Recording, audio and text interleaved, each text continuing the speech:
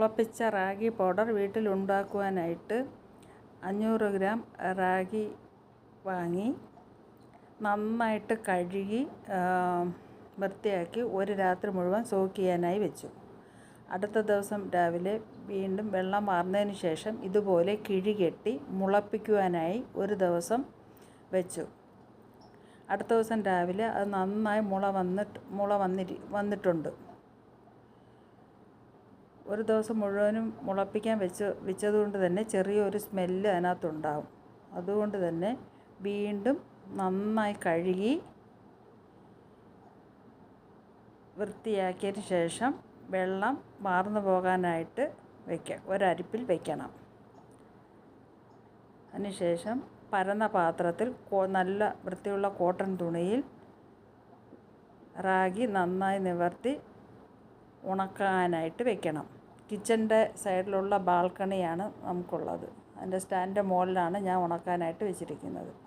ദുബൈയിൽ നല്ല ചൂടുള്ള കാലാവസ്ഥ ആയതുകൊണ്ട് തന്നെ അത് നന്നായിട്ട് ഉണങ്ങിക്കിട്ടും. 3 ദിവസം കൊണ്ട് തന്നെ നല്ലതുപോലെ ഉണങ്ങിക്കിട്ടും. ഉണങ്ങിയ റാഗി മിക്സിയുടെ ജാറിലിട്ട് നന്നായിട്ട് പൊടിച്ച് അരിച്ച് എടുക്കുക. നല്ല മുളപ്പിച്ച റാഗി പൗഡർ നമുക്ക് ഇതുപോലെ ഉണ്ടാക്കിയെടുക്കാം.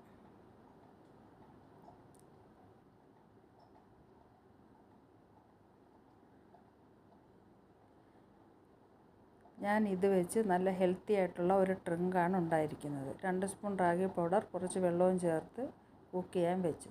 നട്ട്സും ഒരു നുള്ളു ഉപ്പും ചേർത്ത് നന്നായി തിളപ്പിച്ചതിന് ശേഷം 2 സ്പൂൺ കോക്കനട്ടും ചേർത്ത് മധുരത്തിനായി തേനും ചേർത്ത് നല്ലൊരു ഡ്രിങ്ക് ആണ് ഞാൻ ഉണ്ടാക്കിയത്.